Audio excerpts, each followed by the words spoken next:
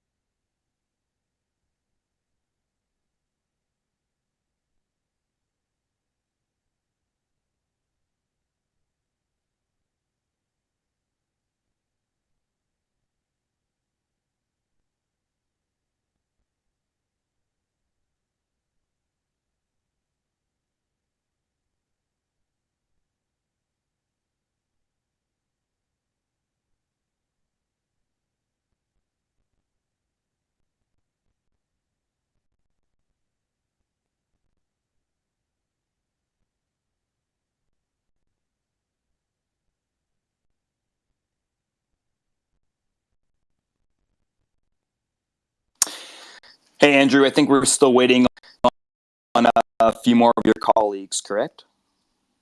Yeah, that's correct. Okay, Yep, cool. yep. Kyle Chase is not feeling that well, so he might join, he might not. I'm checking with him now. No problem. No, did you get my DM? I did. I'm working on that right now. Okay, perfect. Yep. If you guys also want to share the space, anyone listening, speakers, panelists as well, please share this space. We'll get started as soon as Noah and his team are ready to kick off. Peter, it's nice to see you though up here as well. We've had many of these and look forward to many more. Oh yeah, for sure. What's up, Andrew? What's up, everybody? Glad to be here. Always good to talk Peter? about regulation. It's not everybody's favorite topic. Some folks think that it's illegitimate government power to even pass any laws. Sometimes it feels like in the space. So, going to be talking about the good parts of it, the bad parts of it, and the many, many ugly parts of it as well.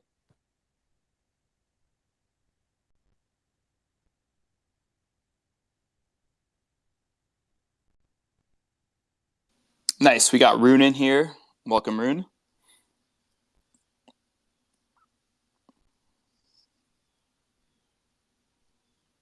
Yeah, guys. So Kyle is not going to make it today. He's not feeling too well, and I'm going to let him sleep it off. He's going to be on the next one. We are a little bit past the top of the hour. I'm going to wait. Well, no, actually, I'm going to get started. Hopefully the other panelists join soon. I know we have a few more crypto attorneys. One of them's running late, and they can jump in whenever. I think we have enough of the panel here. Good afternoon, good evening, good morning, wherever you are, Whale Coin Talk community. My name is Noah. I'm here today. I can't list all the panelists. Hey Many of guys, them. how's it going? Hey, what's going on? Panelists, when you guys uncue your mic to speak or add insight, feel free to introduce yourselves the first time. What's that?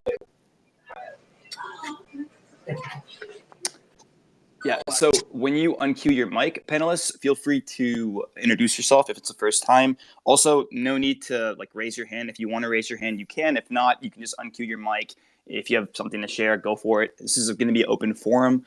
I'm going to try to keep this as light as possible, even though, as Peter said, crypto regulation can get quite heavy and quite nuanced.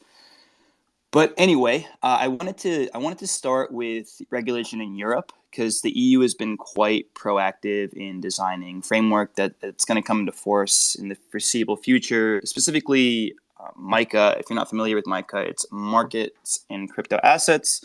It had its final version completed, I believe, this month in the EU, and the fact that oftentimes EU regulations are seen as a gold standard, it could help the U.S.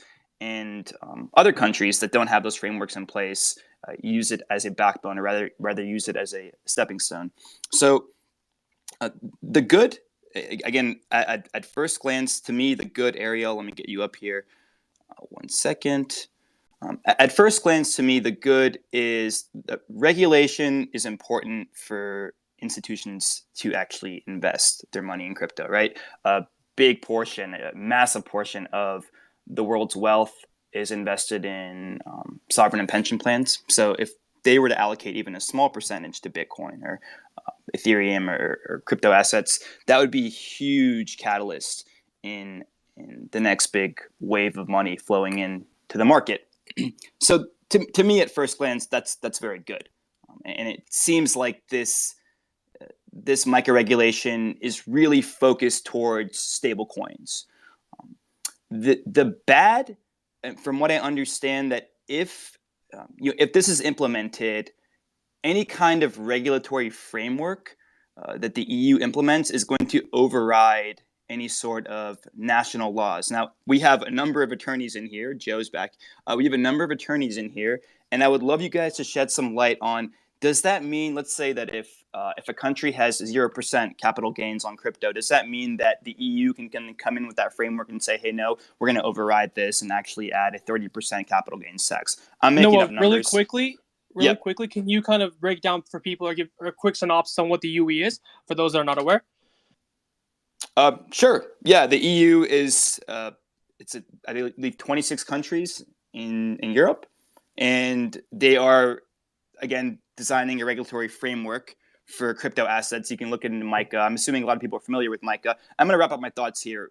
So the bad is essentially like maybe countries aren't going to be able to set up their own sovereign laws, and the ugly is actually not MiCA. I believe it's called TOFR, and it's still in talks, but they want to essentially apply KYC to every single crypto transaction. So that's kind of my high level. Those are my high level thoughts. Panelists, as I mentioned before, feel free to uncue your mic. Feel free to cut me off. You don't have to raise your hands. I want this to be an open forum where everyone talks and shares insights. So it's an interesting point about whether the EU's regulations will preempt sovereign nation-state regulations. I'm not sure if the tax example is a good one, because nations charge their own taxes, and I'm not an EU attorney. I don't practice in Europe at all, so I could easily be wrong on this. But as far as I know, there will be no tax impact on MiCA.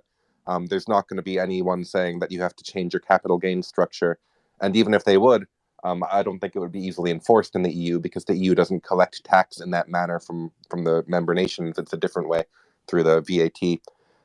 But in terms of the KYC requirements, some stablecoin requirements, it could set together a framework that people can at least agree upon. I think that the good thing about regulation, whenever it comes, whatever the substance is clarity. Projects can start to act accordingly based upon what will be enforced, right?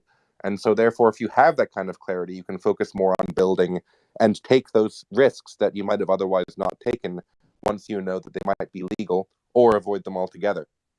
So that's kind of the good when it comes to MiCA and pretty much any regulation, in my view. The deeper bad part about it is, if you're kind of into Bitcoin and you see Ethereum and all of its progeny as sort of illegitimate ways of simply transferring Web 2 into a different neighborhood, that then regulation is a way for the governments to get their hands into the pocket of Bitcoin itself.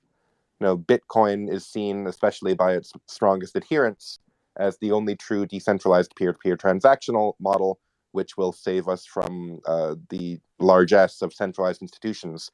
If you believe that Bitcoin is the solution and everything else is kind of ridiculous, then any regulation is kind of troublesome, because it is the government stepping up and saying, we do have jurisdiction to pass laws and rules that restrict these kinds of assets.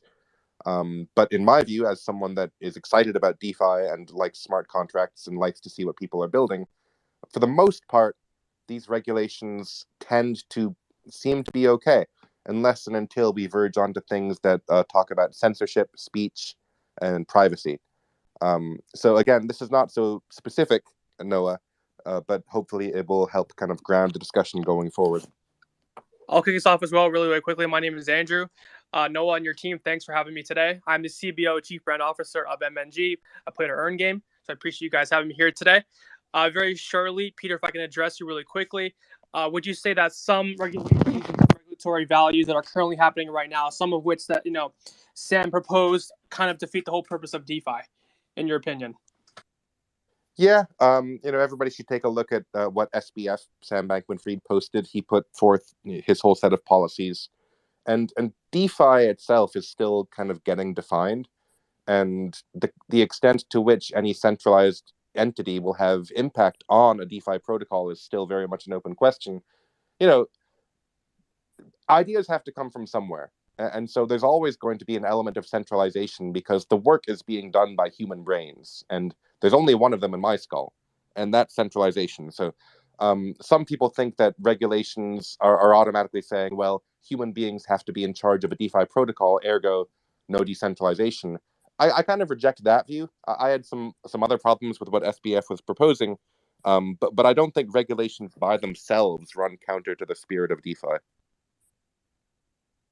Real quick, I think the issue most people have with SBF is the blacklist, right? I think that's the crux of the argument is that the moment you introduce some kind of regulator that can enforce who can transact on the ledger, that's problematic for decentralization.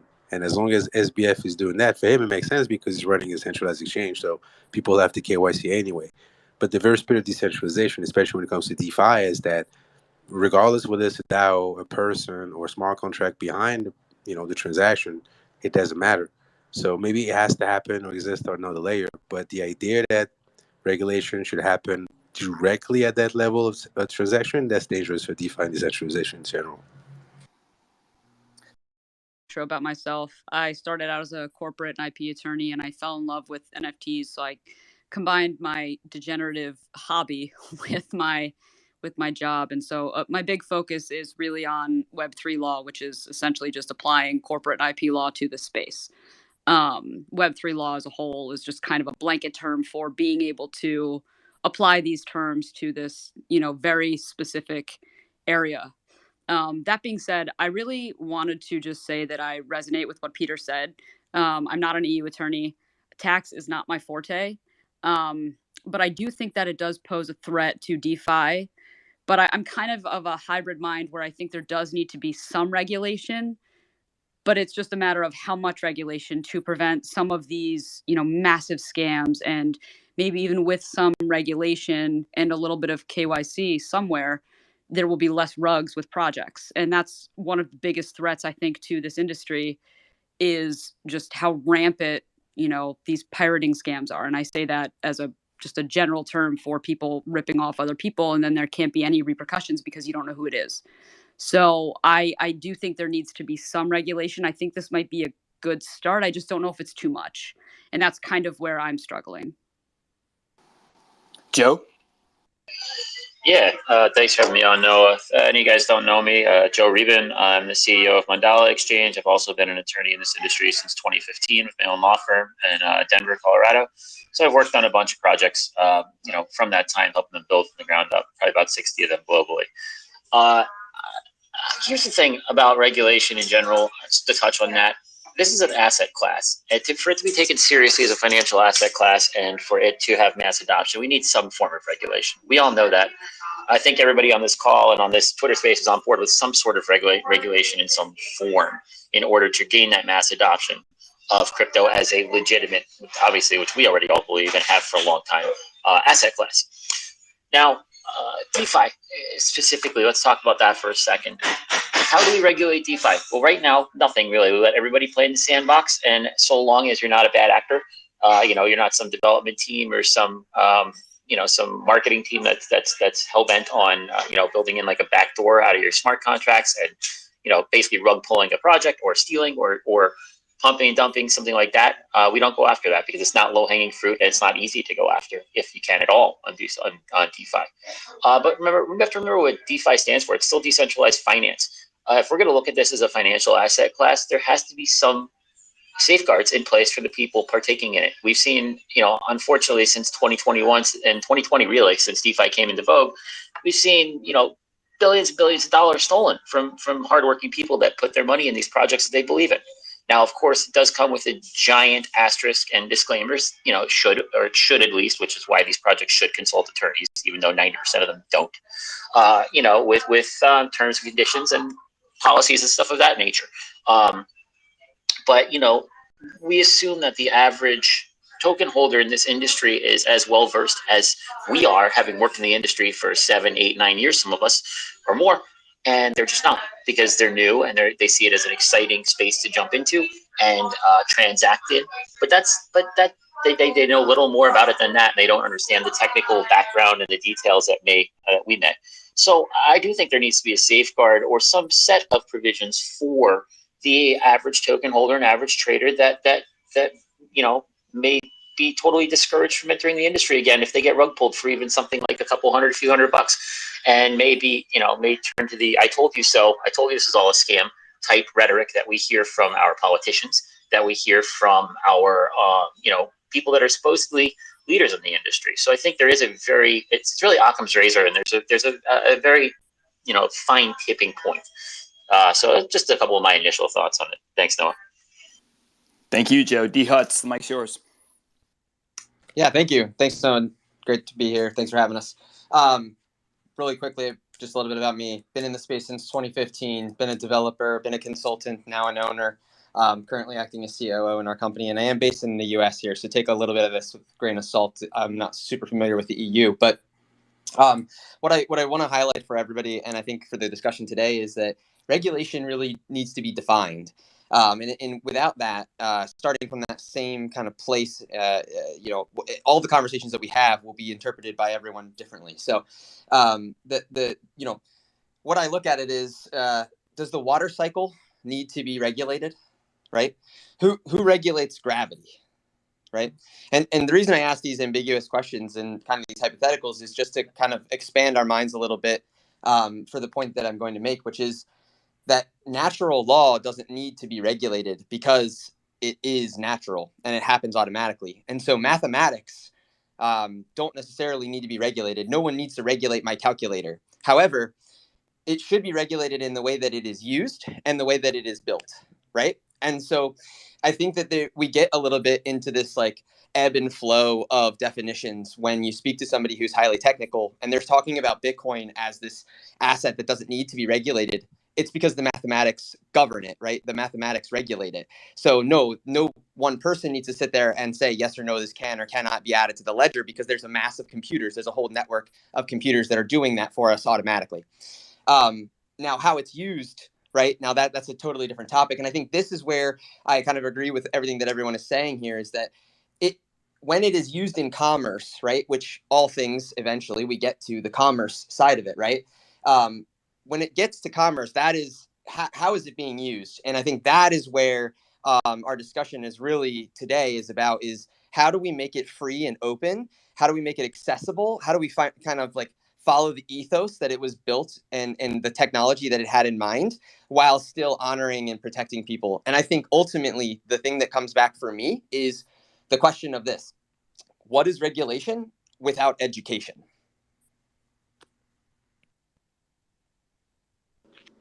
I love that, because I think what we're all really, appreciating and understanding is that we're going to be looking at mass adoption. I think in general, we're kind of struggling with that give and take, and what mass adoption looks like, and what is it that we're going to have to give to get there. Hi, everyone. My name is Jessica. I'm an intellectual property attorney based out of Miami. Nice to be here with you all, and appreciate it, Noah, for the invite and to be among some really cool speakers up here. I'm also not an EU attorney, but I am looking forward to digging in a bit more on some of the MiCA regulations and what's going on in the European Union. I think it, is going to have what we saw with GDPR, which is a privacy framework. I think we're going to see that now with this kind of crypto assets framework, and something that we all need to be paying attention to closely on this side of the world.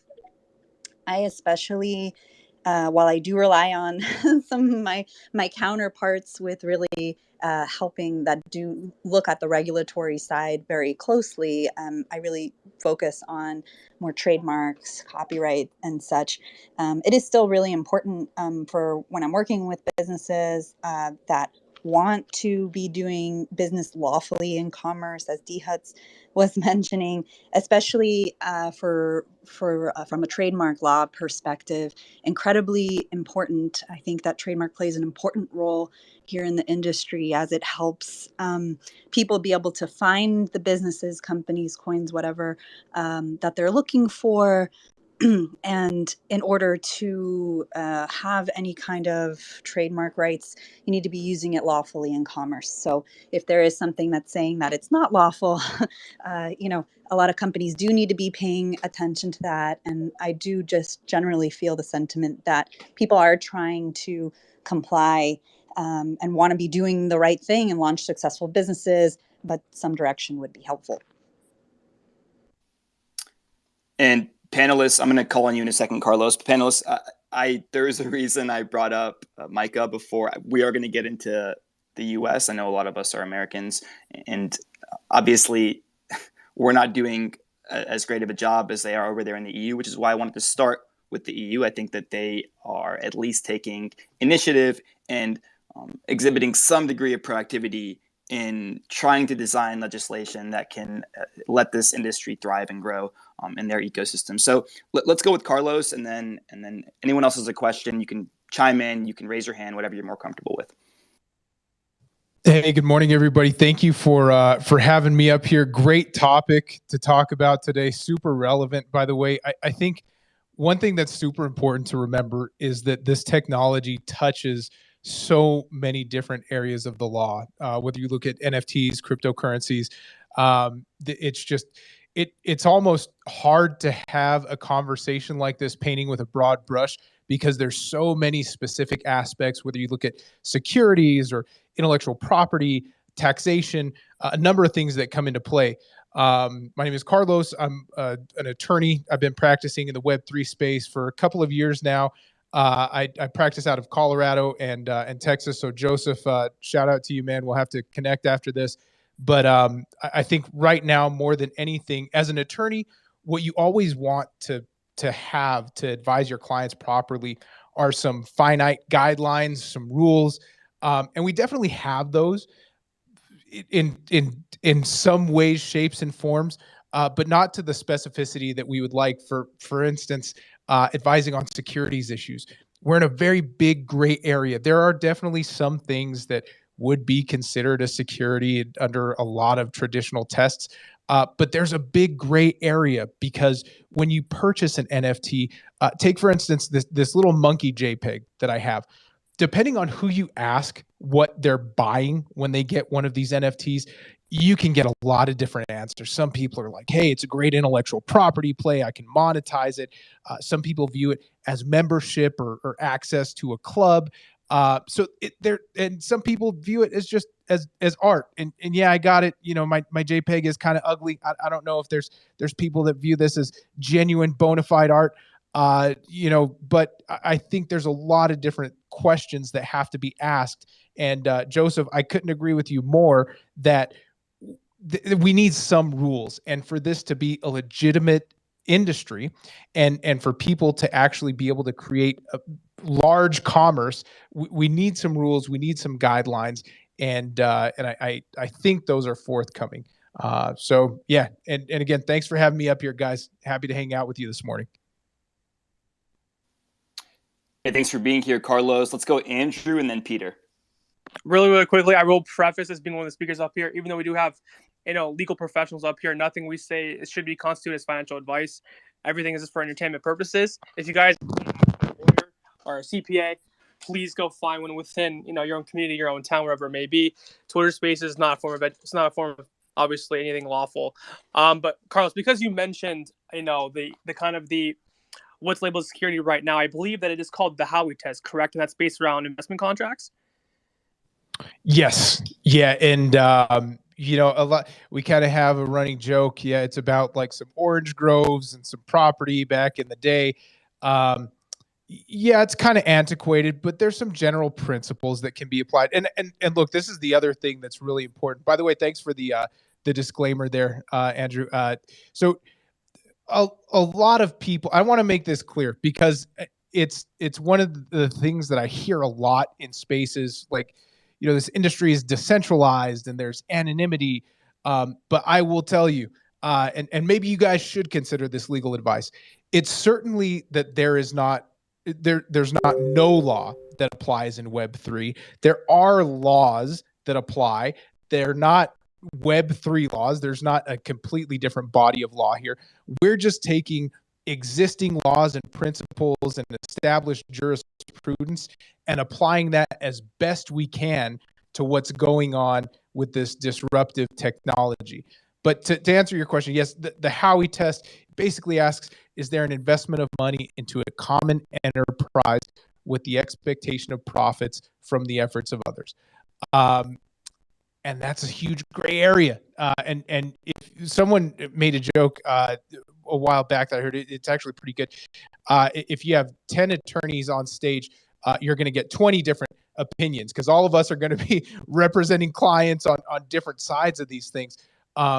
But a lot of, I really feel like a lot of this stuff is going to be decided in case law, at least for the time being, until we get some really concrete guidance on how to properly advise and manage and regulate this asset class. Carlos, I was reading. Oh, sorry, Peter. That's all right. I'll just stay on topic for a minute. Like I've solved the Howey test. I'm happy to announce it here in Whalecoin Talks, exclusive news. There needs to be a culture shift in DeFi in particular and crypto in general. Even if a particular coin or token satisfies all the elements of the Howey test, it's a common enterprise, it's an investment contract, blah, blah, blah, it's still not a security if nobody sells it. Like, I can't be held liable for an unlawful sale of a security if I never sold shit. And so this model that's been going on for so long, where blockchain companies and DeFi protocols are like, here, buy our token and we're going to do great things for you. That's not only likely unlawful under the securities laws, but it's also pretty unethical. Because in most cases, you get people who have no idea what they're doing, who have a crummy idea that they're not going to see through to the finish line, and they're selling millions of dollars of product for nothing, for no reason. So if you don't want to be held in violation of the securities laws and you're a promising DeFi project, here's a tip. Don't sell your shit. Yeah. I want to... go ahead, Joe. Go. Yeah, let me speak to that for a minute, too. I think you're absolutely right. One of the balancing points that they use, and there is a very poorly drafted framework, I'll put it that way, in the U.S. Before we get to the U.S. in total, that does kind of separate out your utility versus security versus exchange versus whatever kind of token and classification you want. One of those is if you airdrop the whole token and kind of release it beforehand and you do not earn and you do not charge anything for it if it's a free drop, that and you do build out the instead of building out things that are going to give what we look at as dividends or some kind of stable coin return, that's something to be very careful of in the DeFi space. I mean, I always advise clients on the side of caution that, hey, and this could be construed either way. It's not financial, it's not legal advice right now, but I always look at it as if you're given $1 value or a stable coin, if you're giving back rewards in your own token and airdropping it and doing things of that nature and kind of just dropping it for free, and you're building out the functionality and utility of the token and promoting that and the build of your ecosystem rather than price appreciation or things of that nature, you're erring on the right side, erring on the side of caution, and you probably will be more likely to be deemed a utility token in the long run. So it's very important you consult with, if you're building a project and if you're out there in the audience going to launch a project in the near future or just have, please consult an attorney in your area that in this area that is expert or at least has been in the industry for 5 or 6 years and knows what the heck's going on, because there are so many pitfalls at the beginning of a project before you launch that if you step into one, it can really snowball. And the effect of it can be disastrous to your project, especially with the SEC and CFTC and other organizations kind of looking for low-hanging fruit to pick on. For sure, Joe. I want to go quickly. Ariel, D Huts, Andrew, and then Peter. Sorry, guys. I see a bunch of hands up, so I want to get everyone in. Yeah, I just I just wanted to say that, I err on the side of caution with clients when they say that they're launching a project and, with their project, they're sending out airdrops to people. I actually had one client ask me if they could just send out like half a Solana to all of the holders every 6 months. And in my head, I was like, I mean, that's awesome, but that's not, I really suggested against it because to me, that makes it sound more like a security. Going back to the Howey test, you're guaranteeing some sort of income or profit. And if you're not doing anything other than, just getting a Solana and then selling it, that to me is way too close for comfort. And I would love to hear other people's opinions on this. A quick question, not to interrupt, but does anyone can tell, like, whether when it comes to MICA, there's some clarity whether most of those assets in crypto or commodities or securities? Is there any indication in which way they're thinking of going? I could speak to it a little bit. I've done a little bit of research on it because I do run an exchange out of Seychelles that functions on EU, laws and advisories. It's a bigger spread in the U.S. where, of course, our best friend Gary Gensler wants to classify everything under the sun as a security, and the CFTC is finally pushing back. In the EU, they have like 5 or 6 different classifications of tokens, and they do spread it across, like we were talking about, for like true utility tokens, tokens that are like community or ecosystem drivers, like commodities or currencies, and then of course your securities and your exchange type tokens are for the top ones, and there are a couple other ones like your non-fungibles and things like that of course have become more popularized, and your DeFi tokens. But it's a wider spread. Let's put it that way. And sorry, I don't mean to cut in here. I think what's important for context for people listening, it's the way that you analyze digital currencies versus NFTs. Sometimes everything gets lumped into one thing, but in my mind, at least, I think there's 2 different analyses that go on there. And I'll tell you, back like from the early days of cryptocurrencies, there were probably a lot of things that were launched that were securities. Like you get in early, you hope for the pump, and then you sell everything off, and it's really based on the efforts of others. So I think that's good context, because sometimes we just say tokens, and myself included, and it kind of gives this idea that there's not this bifurcation that should go on in how you approach it and how you analyze these things. Let's go D Huts and then Andrew. Yeah. No, that's actually a perfect segue. Tokens, again, going back to what I was saying earlier about definitions and making sure that, it's hard in a space like this because the audience is so general, so broad. And also this panel of speakers is such a broad range of expertise, right? But again, when we say tokens, some people might be thinking of like a Chuck E. Cheese token, and sorry if that reference doesn't hit home, but think of like a game token. That's not actually what an NFT is. A token is an identifier. It's like your driver's license. It's a passport. It is an ID, right? So a token is what we're tagging a piece of data with, right, on the blockchain. A fungible token, like an ERC20, right? Those, again, are just cryptographic hashes. They're just SHA-256 hash is a string of letters and numbers, right? That points to an address, just like your email address points to your email inbox, just how your home address points to where your home on the street is, right? So I can send you mail, or I can send you money, or I can send you emails, right? All of those things. It's funny because all of this technology has already pretty much existed. And again, it's the same thing we were speaking of earlier about the existing laws. Carlos brought it up about we're not using a brand new set of Web3 laws. It is the same laws that we have and are using, and now we're just extrapolating on this new innovative invention that is just becoming relevant and becoming to, gaining enough traction to the point where we now have to pay attention to it and we have to apply these types of things, right? And so I think it's the same thing if we look at the technology side of it. Web 1, Web 2 is really just Web 1, and then you could read and write to it instead of just read from it, right? Web 3 is really just built on top of Web 2, right? It's the same. We've added a little bit of some privacy and some cryptography to it. We've segmented where the data is stored so that it's publicly shared, not centralized on a singular server. There's some differences, right? But it's it's funny to look at it as its own entity, as most folks in the space do. And I always like to just say, like, if we zoom out a little bit, we'll see that like most of the projects are still built on AWS. If AWS decides to pull the plug, like half the internet goes down, right? So it's again, going back to the like what Peter I think was saying about the centralized of a singular engineer's mind, like it's the same thing there, right? Eventually, it comes back to a point. And the one other point that I just want to make here is about the registered securities, unregistered securities, and the sale of unregistered securities. I think it's really important that we draw the distinction there for the audience too, of the fact that, you know, you hear about how this is illegal to like, you know, sell an NFT for profit or whatever. Like, oh, this project is going to be called a security. This token is going to be called a security. Well, securities are not illegal. Unregistered securities are illegal.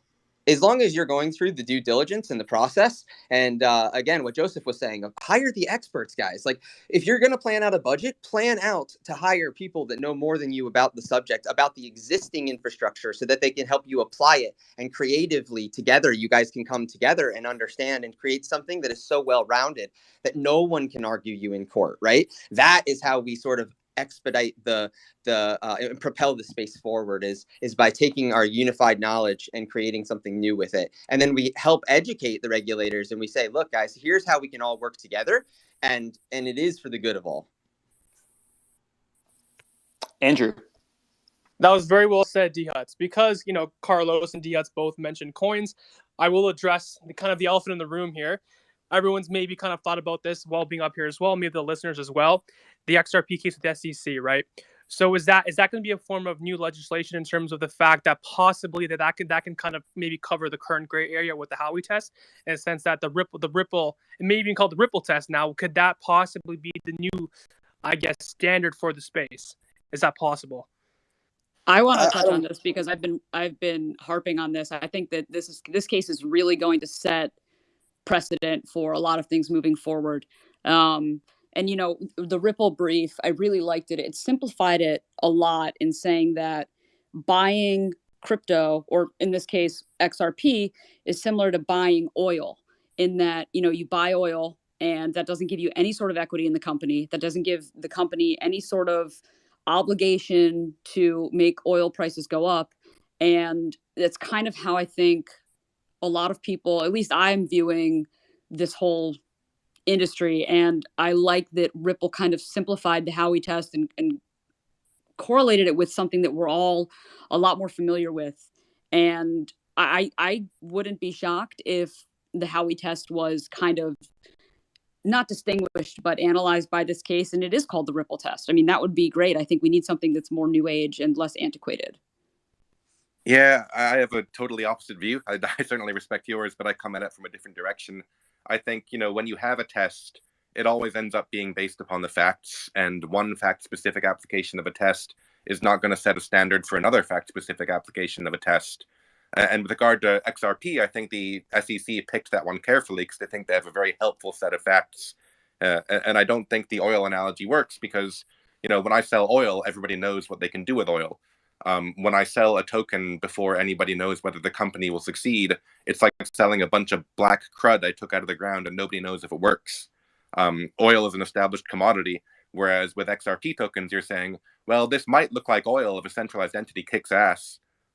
So I wasn't so impressed with that.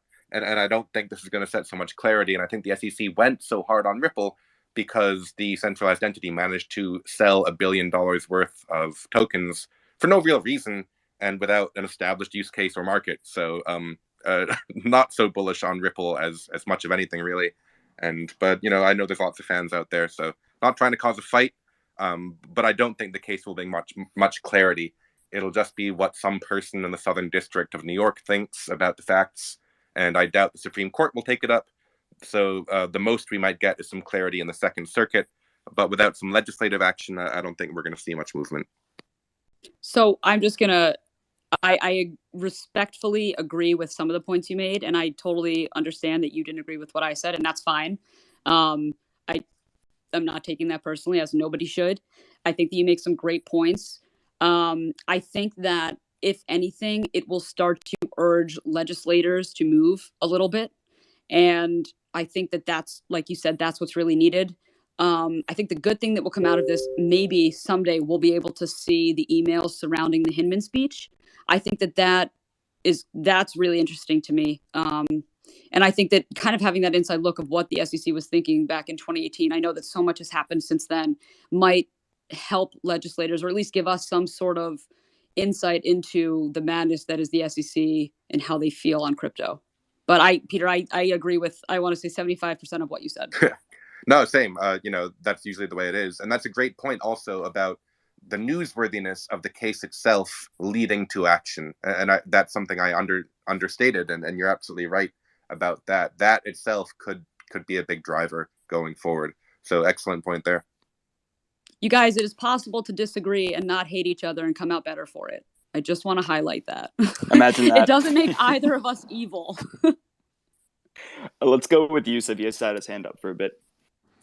Yeah, I just want to essentially say what we learned from the Ripple case is gray areas in any legislation is pretty much unacceptable, because the entire Ripple case was just the SEC and Ripple going back and forth and interpreting the Securities Act, an act which was enacted in 1933 over the course of multiple months. And 1933, that's over 90 years ago, right? It can be interpreted in multiple ways for cryptocurrencies, because the act was enacted to basically prevent bad practice from derivatives like stocks, bonds, commodities, right, and to regulate interest rates, market indices, right.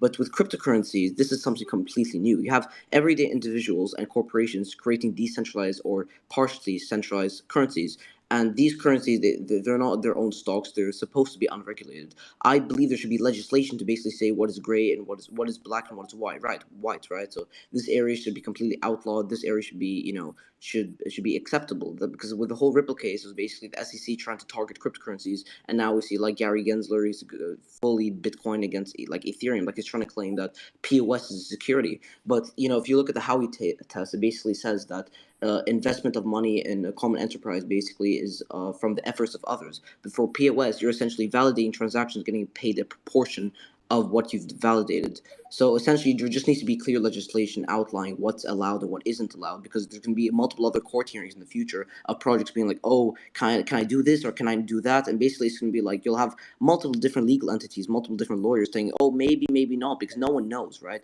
There needs to basically be say, okay, you cannot distribute tokens, or you can distribute tokens, or you're only able to distribute tokens if they aren't tradable.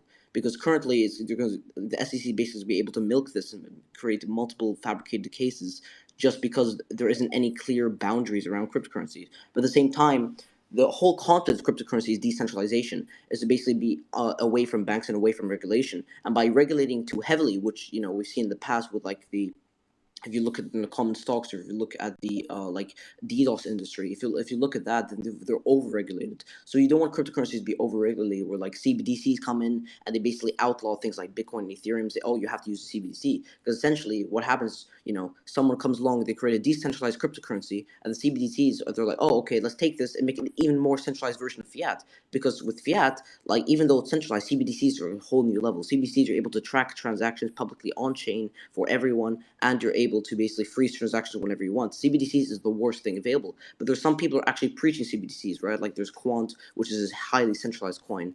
But basically, just what I'm trying to say is there needs to be clear legislation to say what is a black area and what is a white area, and there needs to be some sort of regulation to prevent like the Ponzi's and these scams, like we've seen Bitfinex in 2016, and like with Luna, they basically just they $40 billion of value just disappeared, and then Do Kwon was unaffected. And he's like, oh, I'm gonna build a new product, So there just needs to be a black area and a white area, and there needs to be clear like consequences for the people who create drugs or Ponzi's, etc.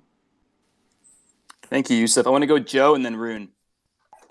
Thanks. I partially agree with you here. I do think that, of course, this industry is in its infancy, and there needs to be some black and white for bad and good actors in the industry, of course. The problem with saying that we're going to have a very open sandbox with no regulation is that it allows for that gray area, right? I do think that you're right. We do need to put some framework in place that makes sense. And this bickering between the SEC, CFTC, FinCEN, and FINRA, it needs to stop.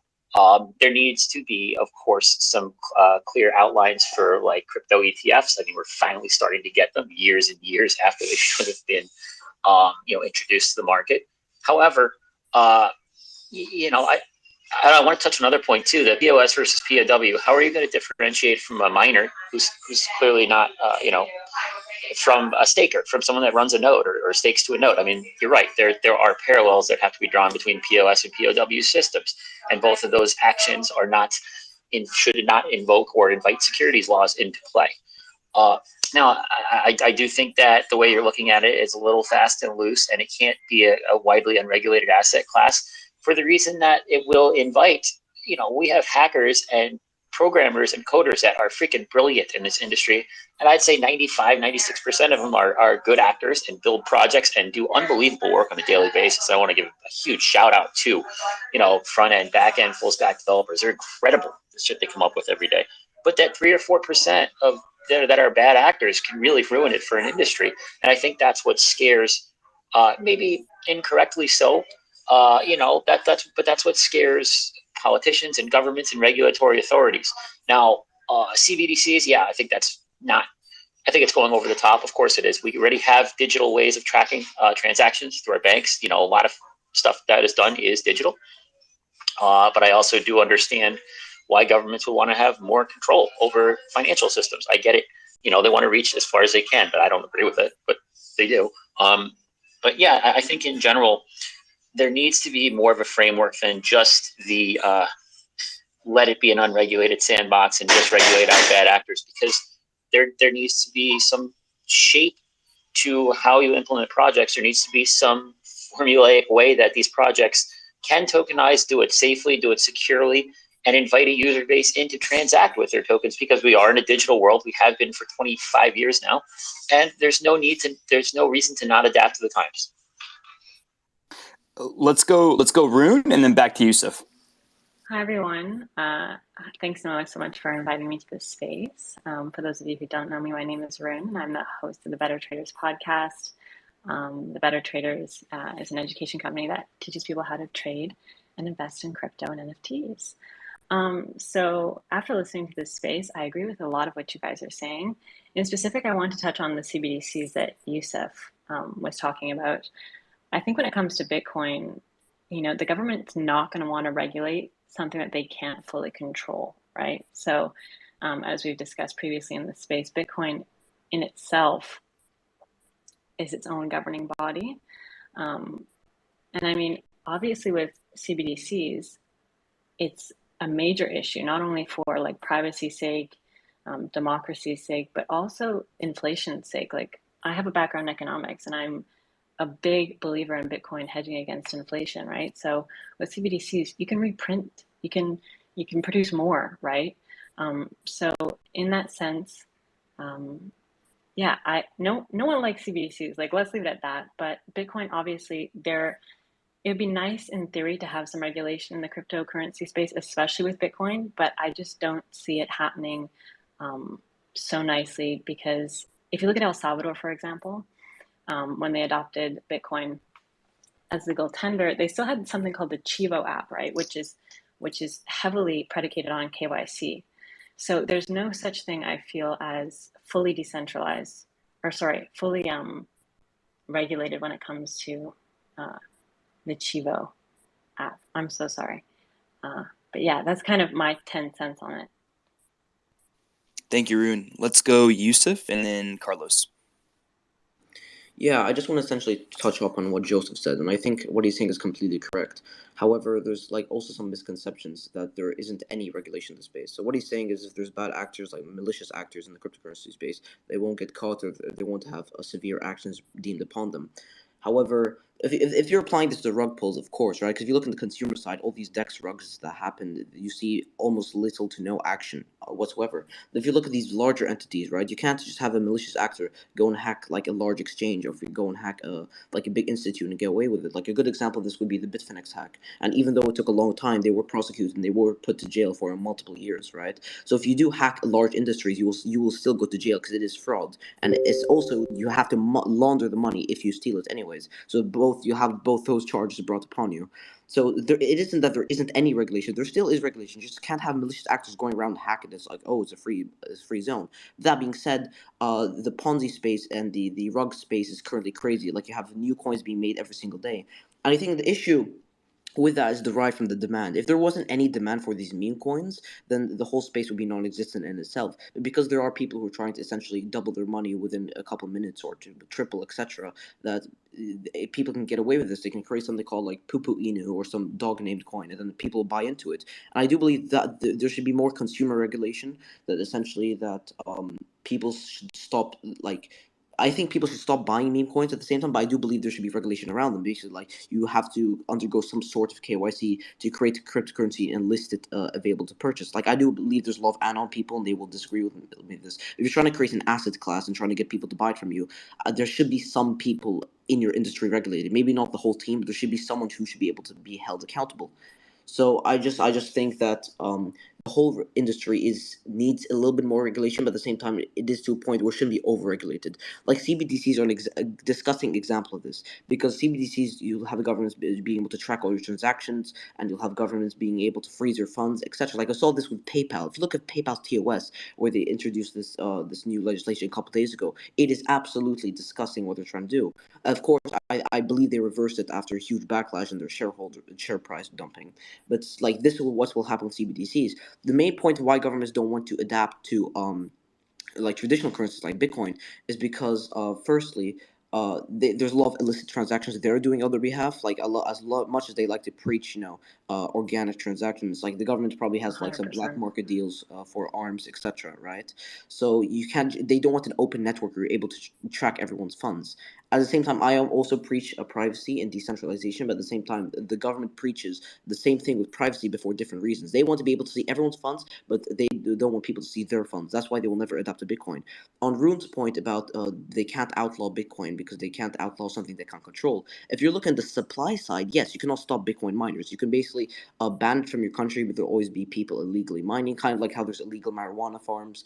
They'll go to another country because it is like, not only the U.S. will stop it, not the whole world, but the government can outlaw the demand side. They can, blacklist cryptocurrency wallet applications from the app store, so a lot of newer commercial users won't be able to download on their phones, like Bitcoin wallets. Yes, you can still download on your computer, but it'll also significantly cut down the consumer side. Also, if it's outlawed, the institutions won't buy into it, and a lot of BTC's demand currently is institutionalism.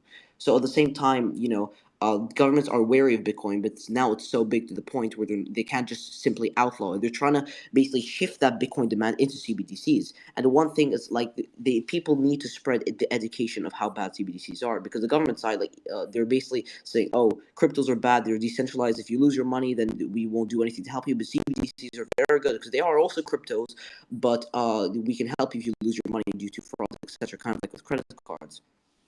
But at the same time, even though they'll be able to rescue your money, cryptocurrency is the same thing as fiat. Like, the only reason that these governments are creating CBDCs is because they're like, oh, blockchain technology is trending, let's make blockchain technology. But at the same time, fiat is already scalable. The whole point of cryptocurrencies are to be decentralized. If you look at the initial Bitcoin white paper, or look at like Ethereum white paper, they're supposed to be a decentralized network. So I just believe that the CBDCs are completely useless because fiat and Swift has like up to 20,000 transactions per second, but they're trying to incorporate CBDCs to basically meet consumer demand and be like, oh, look, there's the same thing. They're cryptocurrencies. You should buy into them. But essentially, I believe, just to go back to my initial point because I drifted off there, that cryptocurrencies should be a little more regulated on the consumer side. But it isn't like currently there's no regulation. Like, if you hack a large exchange, like, justice will come to you. Like, you'll be jailed for money laundering because you'll have to launder the money if you want to. You have it in fiat form. And also, you just hack an institute, they'll bring charges against you. But yeah, that's my point. Thank you, Yusuf. Lots to unpack there. Let's go. Carlos, Peter, D Huts, Joe. Yeah, ton to unpack there. I think, and maybe I'm in the minority of this, but sometimes we overanalyze a lot of these situations. There's a lot of things that get conflated, like decentralization and anonymity. And I think a lot of the problems that we talk about have to do with somebody being anonymous. You can't track them. You can't do anything. There's no teeth in a civil suit or potentially in criminal cases. Although that's kind of like we could have like a 24-hour space on how all of that should play out. But there's a very sort of relevant story that I want to bring up. And I'll tell you guys, if you humor me for a second, we have a group called Blockchain Barristers, just a bunch of us dorky lawyers talking about cryptocurrencies, NFTs, everything DeFi and Web3. And one day we have this guy come in and he wants to get in and he's like, hey, I'm one of the co-founders of Ethereum. All right, say that to a group of a couple hundred lawyers and everyone's like, hold the phones. All right, bro, you are not a co-founder. Well, we were wrong. He actually was one of the co-founders of Ethereum, and he kind of gave this cautionary tale of decentralization. He was also kind enough to invite us to his server. He thought it was very funny that we didn't believe him. Totally hilarious, right? And here was his point. He said, look, as we were developing Ethereum, as we were developing the blockchain, we were sort of doing it, and a bunch of smart people were developing it. We didn't really consider, and I mean this in the most respectful way, like the lowest common denominator of people transacting on this network. So when you develop that, there's some things that you're going to miss, and some things that may create some potential problems for folks both in the NFT world and in the cryptocurrency world. And he said, look, I kind of came full circle with this decentralization stuff by this simple analogy. If we had no banks, if we had no third parties or anything like that, and all I did was stuff all of my money into a mattress, and it was up to me to transact and to keep my money safe, that may create a problem. What if somebody comes up to your house one day and they have a gun and they say, well, give me all your stuff? Very dramatic example, right? But stuff like that happens every single day on the blockchain without third-party clearinghouses. So I'm definitely not saying, please don't misconstrue this as we need regulation and all these third-party intermediaries or anything like that. That is not what I'm saying. I'm saying that the pendulum has swung very far in one direction for decentralization. And that probably is not the answer in itself. But somewhere there's got to be a middle ground between third-party intermediaries, some type of intelligent regulation, and decentralization, freedom, privacy, all that other good stuff. So when we talk, and this is probably how these conversations are going to go for, at least the foreseeable future, while we're very early in this industry, there's going to be people that are very far out there that just want total decentralization, no rules, nothing like that. And then another group who wants to just over-regulate it. But I think, just for the purposes of this discussion, there is some sort of middle ground that we can get to. I believe let's go. It was Peter, and then D Huts. Cool. Yeah, there was a lot that Yusuf brought up that we might touch on. First of all, if folks don't know what a CBDC is, that's a centralized bank digital currency. Basically, the mint saying we're on the blockchain now. So imagine if they just kept putting out their dollars, but instead of just regular cash, they knew where it was all going. So that's why people are so anti that. I want to specifically speak about the notion that these sort of meme tokens, the prototypical rabbit fart Inu, like their prevalence should cause us to look for more regulation, including KYC in the DeFi space. I don't think that's really right. I think these memes are kind of a really small corner of DeFi, despite taking up the most oxygen, because people are just shouting constantly about their bags and making life miserable on Twitter for everybody else. So we think of that as a real problem, but at the end of the day, the people who are losing money are mainly avaricious and gullible. And sure, the laws exist to an extent to protect such people, but for the most part, they're aping into projects that are completely and obviously unsustainable, and the existing body of laws is more than sufficient to protect them. Yusuf pointed out that anti-fraud measures are there. In some cases, there is outright theft, and not for nothing, the securities laws in the United States, at least, were indeed written to address cases that are quite similar to these meme tokens, despite the absence of blockchain technology. An avalanche of promises. We're going to get listed on the New York Stock Exchange or whatever. Just hold on forever. Don't talk against us. So they came up with the securities laws and the requirement of registration, which includes issuing a prospectus, disclosing risks, all the rest of it. That's all you have to do. If you want to fool around with rabbit farts, just issue a prospectus. No big deal there. I don't think that's a problem. And I think actually these old school securities laws are well suited to address the problem where these absurd promoters go off and say, you're all going to get rich if you invest with me. That's precisely what the SEC was created to deal with. And I think it's suitable for that task right now. So I don't think we should see any further regulation when it comes to KYC and DeFi protocols, unless the DeFi protocol gets its act together and says, okay, we're decentralized, but we're also a community. Now let's start doing the finance. Now let's start doing the efficient allocation of capital, which is lending protocols, borrowing, getting involved in various, trusts and estates, whatever it is. Once the protocol grows up and starts doing high value, high volume things where a lot of money is actually on the line, then we can start saying, okay, let's regulate this. Let's make sure finance has some, meaningful underpinnings, rather than just saying, let's direct our regulatory efforts at these, bandits who just steal $1,000 at a time.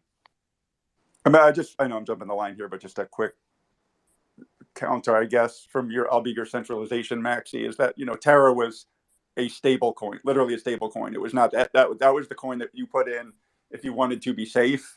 And if you did, a little bit of a Google search, and I know the coin people are going to be like, yeah, it was an algorithmic stable coin if you would have done your research, but no one does their research. So just get that premise completely out of the conversation. No one does that lot of research. The uber libertarian said that after Enron. If you really looked at all their balance sheets, you should have seen it.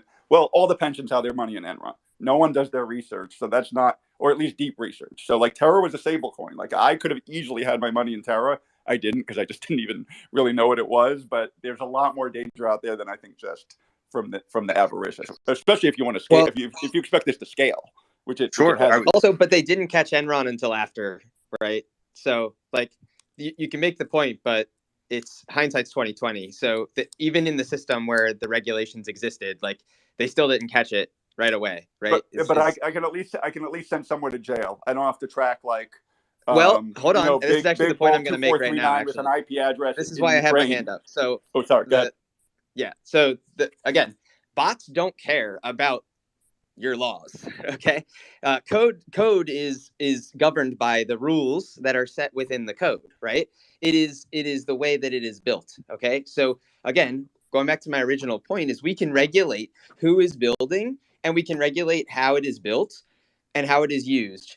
But you're still going to have to find the guy that built it, right? So if I created somehow I anonymously was able to build some machine of destruction, some chaos machine, some war machine, and I sent it to New York City and it destroyed a bunch of stuff. If you couldn't figure out who built it or where it came from, how can you come for me? Right. And so that's essentially what we're talking about here. And so what it is it's up to us as people and users to create systems of accountability, to create a gamified scenario where game theory plays out in the favor of good actors and destroys bad actors, right? So that it makes it such a financial ruin for you to even try to attack the system that you won't even try, right?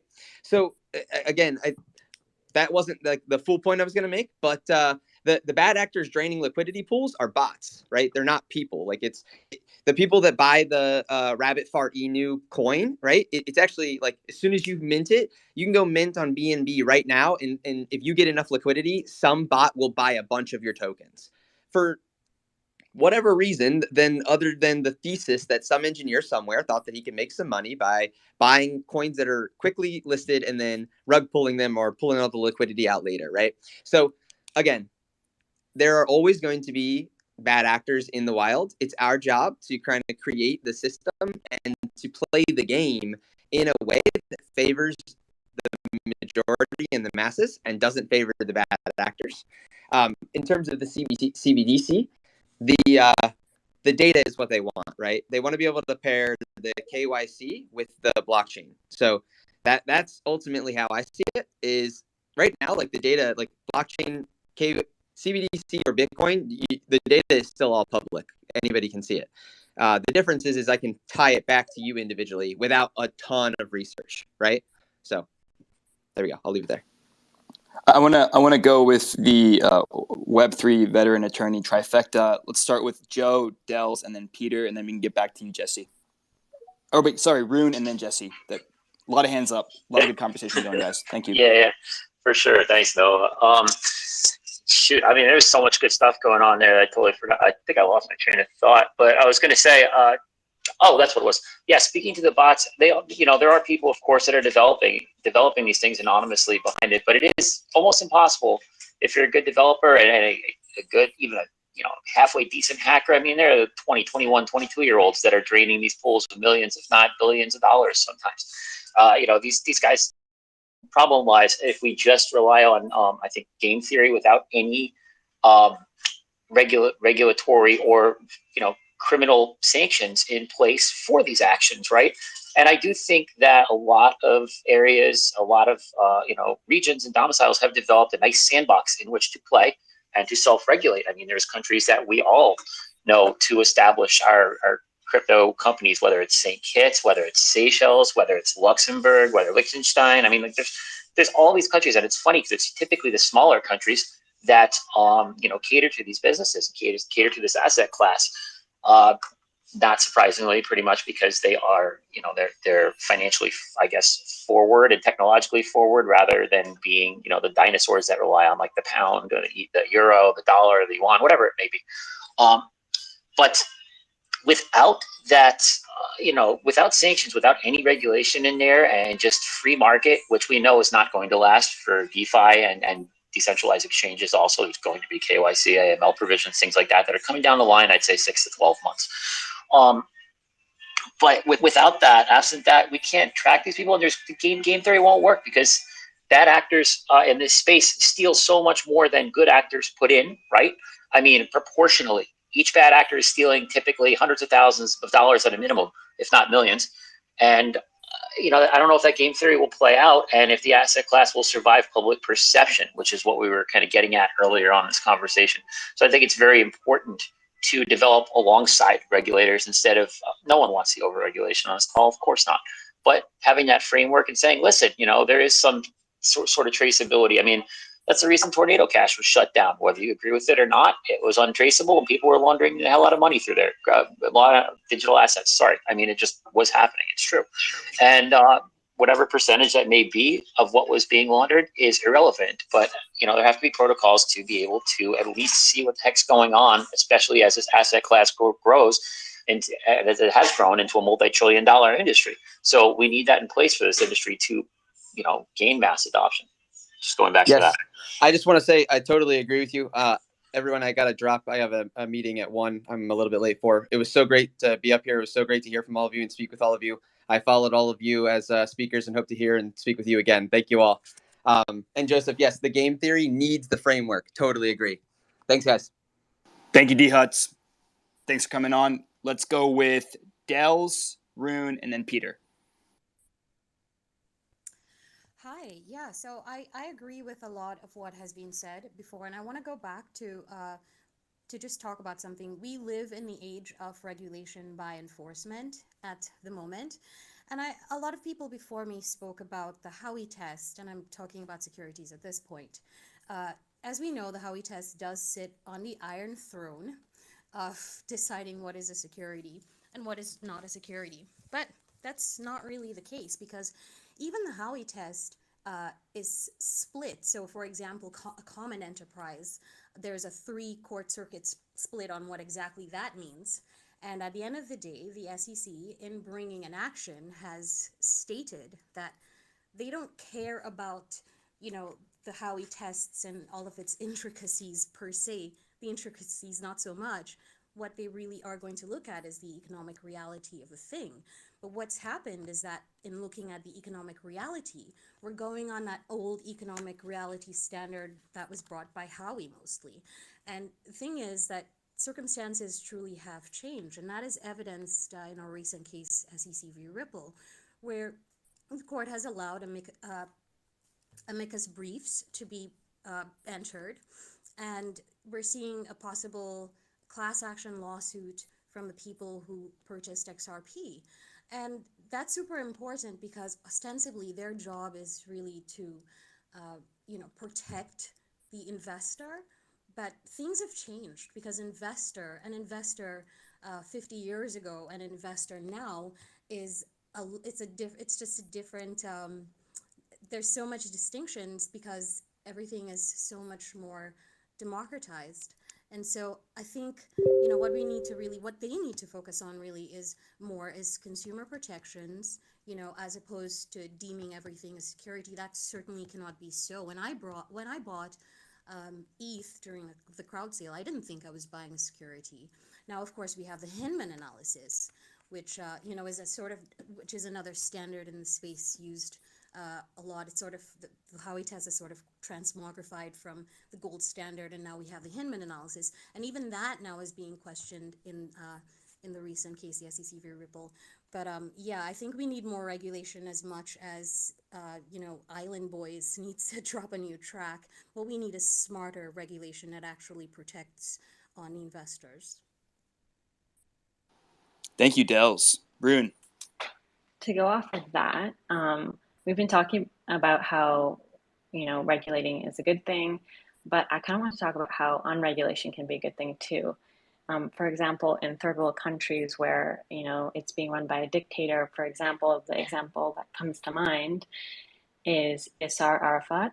He was a dictator of Palestine at one point. He would go into his citizens' bank accounts and he'd steal money and he'd keep it for himself, right?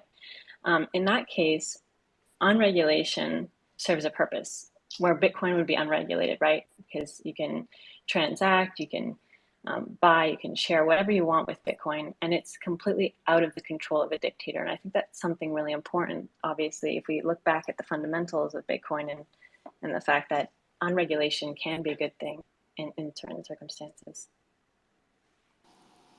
Peter. Sure, I'll give it a shot. It's always hard because I raise my hand and I forget what I wanted to say. But so I'll just talk about the most recent couple of things. In terms of whether things are a security, I hate to be a broken record, but I just want to reiterate that I think the space will succeed a lot more if that question is way less important. And that the way to start a blockchain or a project is not to just sell 90% of it right out the gate, make a ton of money, and then hold on to the rest of the tokens or whatever and let the people work it out while you tell them about all the great stuff you're building. That to me is kind of unethical, and it does resemble the economic crisis that pervaded the United States in the mid to late 20s. And that's kind of what got us into that mess, and we're going to get into that kind of mess in the crypto space if we don't fix that. And so in my view, that's not a regulatory fix, that's a culture fix, and that's, in my view, not worshiping any one particular creator or corporation and not saying that they're automatically going to win or should win because they have crypto in their title. There's a lot of bad actors in the space, and sometimes early stage corporate profiteering is vastly out of step with the economic reality of the enterprise. And that's something that I think we should call out. But then, of course, that leads to other disagreements. Like the guy who just stepped down, I forget his name, made the point about, should we regulate these bots who are out here attacking promising projects and making it hard for anybody to launch on a particular DeFi protocol like Uniswap? Maybe. But maybe the bots are actually providing a good service, and the people we should really go after are the people that are launching unsupportable projects on Uniswap that are easily attacked by a bot with about $10,000 worth of liquidity. Like, maybe we should go after those clown shows first as a space and say, like, come on. Like, you were obviously going to get botted. Why did you promote your coin on Twitter when you had no idea beyond next Tuesday? Like, get the hell out of here. So if we can't even agree on who the good actors are, who the bad actors are as a space first, like, our seat at the regulatory table is going to mean nothing because we're just going to be squabbling with each other about who's even right. So we've got a long way to go in terms of developing our own ethics. And hopefully the governmental regulations are not too onerous, because you know that there's going to be a power grab there. So just do the right thing. Don't be an asshole is my only strategy and my only advice. Jesse, take it away. And then Carlos. I mean, yeah, so I agree that there are definitely, obviously, I can see the use cases, even though I'm going to go hard the other way for, unregulated money, and it doesn't have to be just a dictator, right? People in Argentina, they immediately take out their paycheck immediately, either to Bitcoin, not increasingly to Bitcoin, but often just to to another currency, just out of inflation, not even worrying about wealth, right? Because they, their money could literally be cut in half in a day. So I understand there's use cases for it. I do think we should. I think part of the problem is we come into first of all, deregulated industries always attract Ponzi. So it's not just crypto, but like the longer it's deregulated, I think the longer we're going to have Ponzi's. Like, crypto is everything is unknown unknowns. You're right. There's all these like black swan events we don't even know will happen. Right. There's almost certainly like to be a terrorist attack funded by crypto at some point. There could be some strange technological attack we don't even know about. That's the whole purpose of a black swan event. You can't even see it, so you can't prevent it. But I think this idea that, we're scared of regulation by enforcement, but that's kind of how the whole world works, right? When you go jaywalking, it's only regulation by enforcement, right? You ask any young black kid how much they like it. They don't. But you guys are basically all saying, like, defund the police, just to like trigger everybody. You're just basically saying don't regulate. And there is, there's just so many unknowns that, I guess I'll just, there's too many points to cover, but I agree that the Howey test doesn't work. You'd like to have black and white rules, but I promise you, once Gary Gensler puts out a black and white rule and says, okay, listen, we're going to do like kind of like the crowdfunding exception, which is kind of like where I would like to see it go. And they'll say, okay, anything you raise with a token under $10 million is an exemption. You go over that, then you have to basically file this sort of 10K like form, which says where's your money, how much are you going to have in reserves, and who are the people involved. So no like anonymous people. Everybody would be up in arms. It would be like, that's not the point of crypto. We have to have anons, which again, that's a whole other thing I could go berserk on about investing in anonymous people and how like the dox culture is kind of, I think, ripe for all types of problems. But I'm just here to basically troll you people with my decentralized Marxism, because there's 10,000 years of human history that says centralized economies work, and like 8 years of Bitcoin bros, telling us that they don't work. So, I'll go with the former. Jesse, you just so it's on a recorded space. You're by far my favorite troll. But look, I think that whenever you're gonna have an industry that creates a ton of commerce, there has to be rules, there has to be regulation. We can't tailor things to outliers. Rune, I respect your position. Yeah, maybe in some dictatorship scenarios it would be helpful. But I'll tell you this, I spent 17 years in the Army, went to a lot of different places with dictators, and it doesn't really help the case that the dictators are going to do whatever they want to do. So instead of them trying to put out rules about Bitcoin, they're just going to go out there and kill a bunch of people. And I know that's kind of a crass way to put it, but that's the reality, folks. I can tell you, I've seen it firsthand. So there has to be some regulatory framework here. More than anything, when you're operating in this economy, if you don't have rules for people to play by, what's going to happen, and this is just my opinion, I'm open to being wrong, by the way, what I think would happen is you're going to see a bunch of really sophisticated people create these mechanisms to make a ton of money, and the folks that are just kind of hobbyist participants just become a bunch of exit liquidity. So I think that we can't look at this like there is not a place for regulation. There is a place for regulation, but intelligent, smart, well-drafted, informed regulation. And I'll also say, on a side note, one thing that I haven't seen, and this is, maybe I'm scolding the entire digital asset industry here, but there hasn't been a big lobbying push to make sure that these legislators know what they're doing as they draft these regulations and legislation. There has been some, but if you compare it to the other major lobbies, at least in the US, that operate in this country, it's been pretty small. Let's go with Jordan next, and then we got Texas blockchain lawyer. Hey everybody, I just want to make a comment real quick on some of this compliance and KYC, AML, everything that we're discussing. So I'm a UX designer, and I was working with a company developing it's a third party company working with banks, very large banks, and they're working on a KYC AML digital product for banks, essentially, to incorporate. It's also built around OFAC and other worldwide compliances. They're a company building out of Israel and the U.S. And one thing that they're doing that's pretty interesting, that I thought that it was interesting, is the fact that in Israel, there's a completely different framework built around all of what we're discussing right now. But once things sort of get the green light from the government in Israel, it's implemented quickly and starts running really quickly. And so it's kind of interesting that they're doing. They have a foot in the U.S., a foot in Israel, but Goldman Sachs and Citi have shown a lot of interest in this product. And I basically just wanted to comment that all of this sort of stuff is being built out now. There's not a lot of announcement on things that are happening, but I sort of feel like once these projects get the green light, they'll be implemented quickly in the blink of an eye, and people are going to be like, oh, I didn't even know that was happening. So while we're all discussing about what needs to happen, what might happen, what shouldn't happen, it's all being built out. And yeah, I just find that sort of interesting. Texas blockchain lawyer, take it away. Hey, thanks for having me up. I just wanted to say real broadly, I mean, the regs are coming, and they're either coming through proactive legislation and rulemaking, or they're going to come through case law pursuant to those regulatory enforcement actions that we all hear so much about.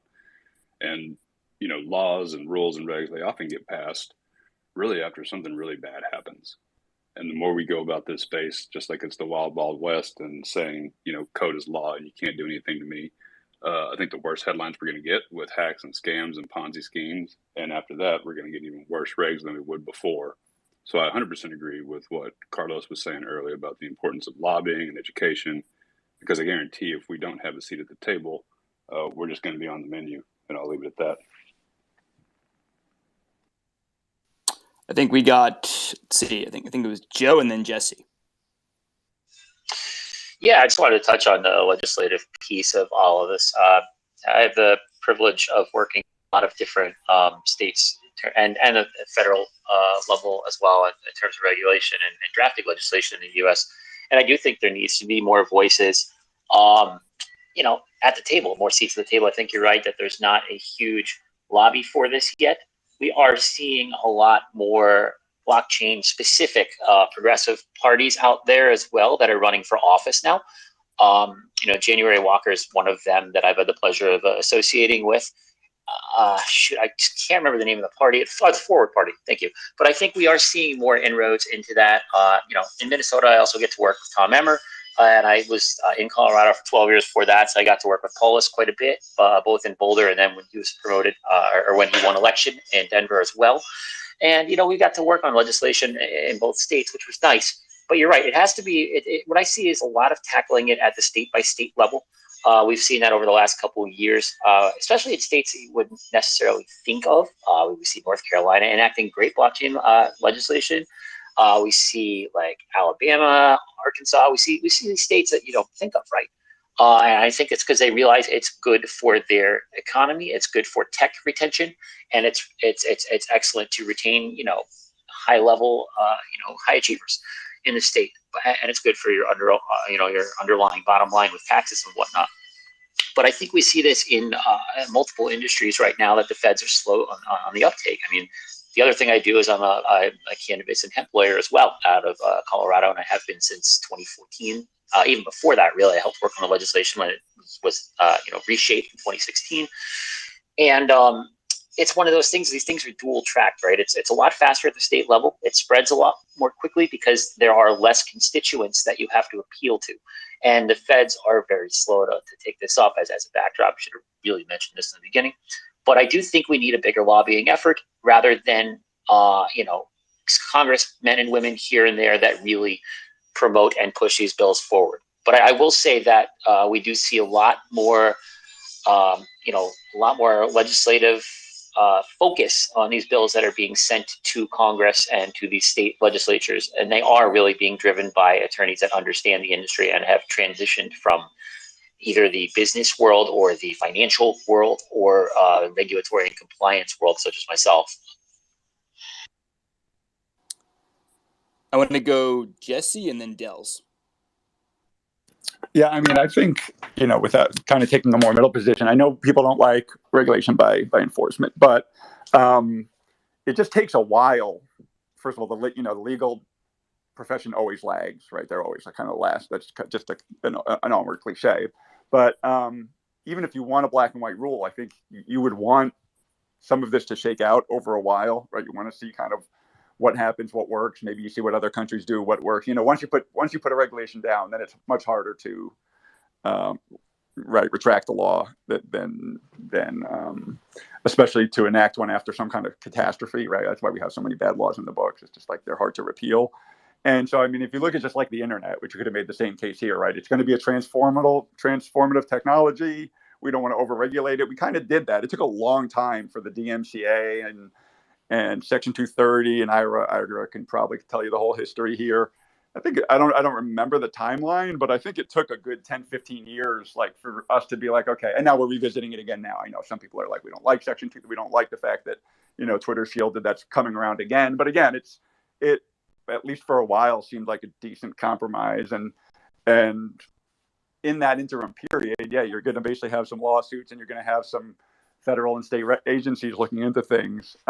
So the people that don't like regulation by enforcement, I would view that as kind of just the status quo for now. I don't think that's the plan. I think it's probably good that you don't have people rushing to make rules because they probably don't understand that. I do think, we don't want to get into the, the internet's full of tubes kind of conversation, but I do think Gary Gensler definitely understands blockchain, whether you like him or not. Like he's taught a class, he knows what he could probably, he could talk circles around most of us. So he definitely knows the technology, even if you don't like his position. And he also has to say a bunch of stupid, boring things like ETH could be a security. I personally think if you got him drunk at a party, he'd tell you no. ETH is going to be like Bitcoin, but we just can't say that yet. But when you're an administrator, this is what happens when you're a bureaucrat. You don't get to say interesting things unless you're, one of the, outspoken politicians. So I think regulation by enforcement for now is not the worst thing, even though I know it sucks that for most of the lawyers who counsel clients in this space, it's depressing to tell your clients, yeah, that's illegal, and then either say you can't do it or you can try to do it, but I can't advise it, or here's how you reduce the risk. It's definitely depressing to say I can't give you good advice, but what you're doing is definitely illegal. So I'm more sympathetic to the innovation than I suggested earlier, but I don't think you want legislators to rush to a black and white rule either. And I'll step down and let other people talk. Dels, take it away. Yeah, shout out to Jesse. I really understand and get where you're coming from, especially personally. I've been in the crypto space now for 12 years. I worked in the digital gold space before that since 2001. And, I've seen a lot in this industry. What I haven't really seen, and I don't know if you guys are too young to remember the DAO.